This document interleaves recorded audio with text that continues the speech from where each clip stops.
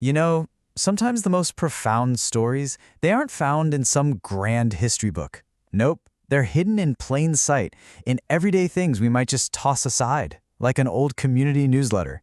So today, let's dive into this one from 1986 and see what secrets it's holding.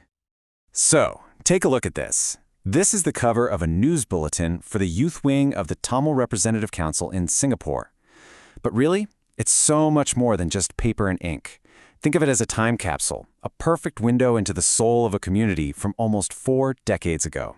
And together, we're going to unbox it, piece by piece.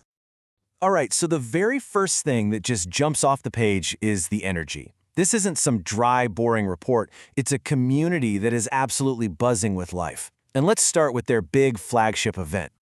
Right there on the cover, you can't miss it. Dance Nite 86. Now, this wasn't just some local get-together. This was a massive cultural gathering, a huge deal for the entire community. But what was it really all about? Well, if we dig a little deeper, the text inside tells us everything. Dance Nite 86 was, first and foremost, a vibrant showcase of traditional arts. It was a way to bring all the young people together, and crucially, it was a platform to keep their cultural identity alive and well for the next generation. It was all about celebrating who they were together. And here's the part that I think is just fantastic. It shows you who is really at the heart of all this. Just look at these names from the program. This wasn't some professional troupe they brought in. It was Habib and Tamalmani, Kanan and Kanaga. It was the community's own kids, their own youth, stepping up to carry the torch for their culture. Okay, so a huge cultural festival is amazing, right? But that's just one night. What happens after the lights go down?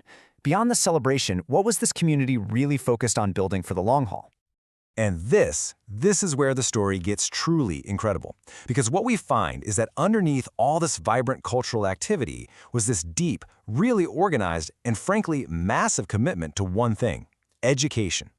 And it had a name, the Educational Assistance Program, or EAP for short. The newsletter itself calls it a landmark event, a 5-year self-help program in the history of Tamil youths. This wasn't a side project. This was their big, ambitious plan for the future. Just how ambitious are we talking? Well, take a look at this number. That was their goal, to provide educational help to more than 10,000 young people so they could pass their exams. Not 100, not 1,000, 10,000. That's just staggering. And don't think for a second this was just one little after-school club. The scale of this operation was mind-boggling. They set up classes in schools all across Singapore, from Clementi in the west to Yishun in the north, covering kids from primary all the way through secondary school. It is a massive, decentralized network designed to lift up an entire generation. And it wasn't only about hitting the books for exams. They also ran these wonderfully creative programs, like a children's story time, using songs and games to engage the youngest kids. The newsletter actually calls it a tremendous success that got so popular they had way more kids sign up than they even planned for. So let's recap. You've got this huge cultural festival and this sprawling education network all happening at the same time, which, leads to the really big question: how on earth was all of this possible? Where did the resources actually come from? Well, the answer, believe it or not, is right here in the pages of the newsletter itself. These ambitious community projects weren't just running on passion, they were being powered by a thriving ecosystem of local businesses. Just look at the ads they ran. On one side, you have a textile shop, a very traditional business selling saris, and right next to that, you have a company that specializes in computer forms for word processors. This shows a community with deep, proud roots, but also one that was looking straight ahead into the future. It's commerce and community, working hand in hand. And this wasn't just a couple of shops pitching in. The support network was incredibly diverse. You had restaurants, textile palaces, trading companies, a news agency, even a video and photo service. Every single one of these ads represents a local business that was actively reinvesting in the health and future of its own community. Okay, so we've seen the what and the how, but what about the who?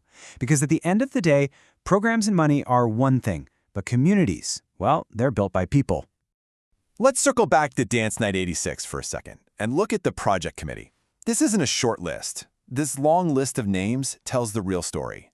These were volunteers, everyday people, donating their precious time and energy to make something special happen. And look at the jobs they were doing. We're talking about the real, nitty-gritty stuff that makes an event come to life. Someone was in charge of decorations. Someone else handled audio and lighting. You had people managing the stage, organizing refreshments, and, I love this, a dedicated team of troubleshooters. This is what real grassroots organizing looks like. And you might think, okay, they poured all their energy into this one big event. But no, this calendar tells a totally different story. Look at this schedule. In just a few weeks, they launched the next phase of their education program, held a youth show, an appreciation ceremony, and another major cultural event. This wasn't a community that rested. It was constantly moving, constantly building.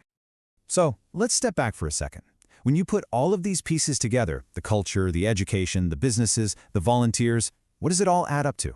Well, you get a blueprint, a clear blueprint for how to build a truly thriving community.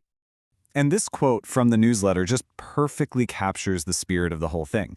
The goal was to unite their youth, showcase their culture, and remind everyone of the powerful bonds they all shared. It was a mission with a crystal clear purpose. In fact, we can pretty much distill their success into a simple 3-step blueprint. Step 1, celebrate your identity through culture and the arts. Step 2, invest everything you can in the next generation's future through education.